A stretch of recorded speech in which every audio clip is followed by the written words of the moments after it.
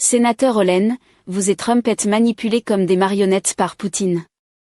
Regardez le secrétaire Rubio s'affronter avec véhémence au sénateur Van Hollen lors d'une audition explosive au Sénat. Secretary, you and I served together in Congress for 15 years. We didn't always agree, but I believe we shared some common values. A belief in defending democracy and human rights abroad and honoring the Constitution at home. That's why I voted to confirm you. I believed you would stand up for those principles. You haven't. You've done the opposite. And you used to speak with conviction about the importance of foreign aid as a tool to advance American values and interests. Then you stood by while Elon Musk took a chainsaw to USAID and other assistance programs. That has left a staggering toll. Broken trust with countries, openings for China and other adversaries, and countless preventable deaths of children and others. Take Sudan, for example. The freezing of U.S. humanitarian assistance forced the closure of nearly 80% of the emergency food kitchens there. 2 million famine-affected people were left without access to food. People died because of those actions. Mothers, fathers, and children. Tons of emergency food that could have saved their lives was left rotting in warehouses because you and Elon Musk refused to let USAID do its job. Sudan is a country where, by the administration's own determination, a genocide is unfolding in Darfur. But here's where it goes from cruel to despicable.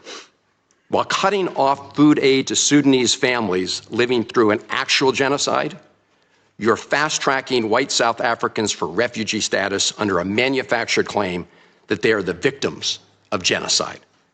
You tried to block the admission of individuals who had already been approved to come here as refugees while making bogus claims to justify granting such status to Afrikaners. You've made a mockery of our country's refugee process, turning it into a system of global apartheid where political ideology and race, more than truth or need, matter. And while you've turned away from a genocide in Sudan and invented one in South Africa, you teamed up with President Trump to throw the Ukrainian people under the bus and have been played like a fiddle by Vladimir Putin. Of course, Donald Trump not only said he would end the war in Ukraine on day one, he also said he would end the war in Gaza on day one. And yet last week, you were all running around to Gulf states, giving away very sensitive American AI and chips technology, but doing nothing to end the war in Gaza and get the remaining hostages returned. You know that for 78 days, the Netanyahu government did not allow a scrap of food to enter Gaza to reach over 2 million civilians. 57 children have died from malnutrition so far, and more than 14,000 children are in imminent danger of dying of starvation. As Cindy McCain said last week, and I quote, "Families in Gaza are starving while the food they need is sitting at the border." That is a gross violation of both U.S. and international law. What did you do? Nothing. Not once did you publicly call upon the Netanyahu government to end the blockade. Fortunately, other countries spoke out, and now we see a tiny trickle going in. Where have you focused your energy instead, Mr. Secretary? Well, your first trip as Secretary of State was to El Salvador, not to promote democracy, but to cozy up to President Bukele, who calls himself the world's coolest dictator. The result was a cash for collusion deal to deprive people living in America of their constitutional rights to due process. The Supreme Court, in a 9-0 decision, instructed you to facilitate the return to the United States of Abrego Garcia, who the administration admitted was wrongfully deported to El Salvador. Your response? You've openly flouted judicial orders. When asked whether you have been in touch with El Salvador to return Abrego Garcia, you boasted, quote, "I would never tell you that. And you know who else I would never tell? A judge." Clearly, you don't care about the Fifth Amendment right to due process, and you don't care about the First Amendment either, since you've been very busy snatching students off of college campuses for exercising their right to free speech. You dredged up a relic from the McCarthy era to claim that student protesters posed a threat to the foreign policy of the United States. Give me a break, Mr. Secretary. You know as well as I do, this isn't about national security. It's about punishing free speech. And you know that in America, the government doesn't get to use its power to punish speech it doesn't like. Yet in March, you boasted about revoking student visas, saying, and I'm quoting, "We do it every day. Every time I find one of these lunatics, I take away their visa," unquote. Let's look at one of those lunatics, Mr. Secretary, Ms. Ozturk. Her crime was co-authoring an op-ed in her college paper critical of Tufts University's response to the war in Gaza. Your own department found zero links to terrorism, no anti-Semitic statements, but you still yanked her visa and shipped her off to detention in Louisiana. And the list goes on and on. The federal judge in the case of Mohsen Madawi, who is the Columbia student who was ambushed by federal agents at his citizenship appointment, said, and I quote, this is the judge, "Legal residents not charged with crimes or misconduct are being arrested and threatened with deportation for stating their views on the political issues of the day. Our nation has seen times like this before, especially during the Red Scare and Palmer raids. Like the McCarthy-era witch hunts of the 1950s, your campaign of fear and repression is eating away at foundational values of our democracy. Back then, it took one voice, Attorney Joseph Welch, to cut through the hysteria with the simple question that marked the beginning of the end of that shameful era. He asked Senator McCarthy, have you no sense of decency? And I would ask you the same, Secretary Rubio. But you have shown through your words and your actions what the answer is. And I have to tell you directly and personally that I regret voting for you for Secretary of State. I yield back. May I respond?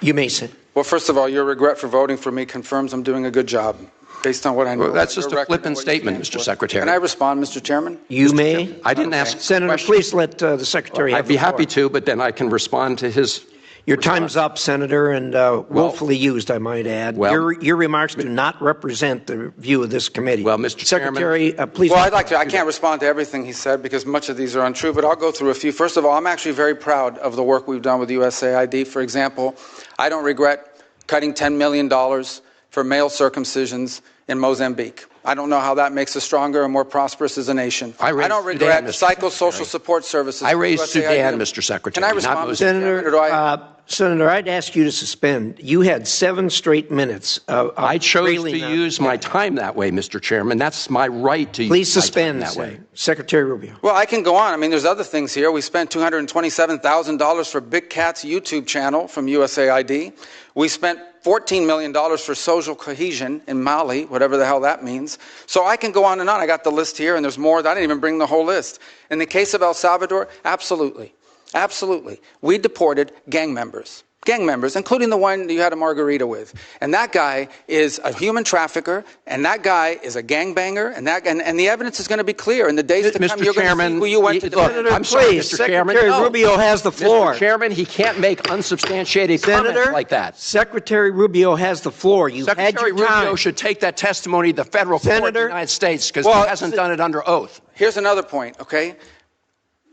There is a division in our government between the federal branch and the judicial branch. No judge in the judicial branch cannot tell me or the president how to conduct foreign policy. No judge can tell me how I have to outreach to a foreign partner or what I need to say to them. And if I do reach to that foreign partner and talk to them, I have under no obligation to share that with the judiciary branch. Just like a judge cannot order me to negotiate with a foreign minister of Russia, they cannot order me to negotiate with a foreign minister or the president of El Salvador. And if I did negotiate with them, which we have responded to them, and we've told them we've had communications with the president of El Salvador, I am under no obligation under our division of powers in this country and to share with the judicial branch how I conducted diplomacy of the United States. It would actually be counterproductive. If I started sharing with courts, or frankly, with the media, my conversations with foreign leaders and all of their details, no foreign leader would talk to me again, and we would break trust with them. So I have complied with every court order. What I won't comply with is an order to disclose what I'm saying and what we're talking about with a foreign leader, because then they won't talk to me. Diplomacy doesn't work that way.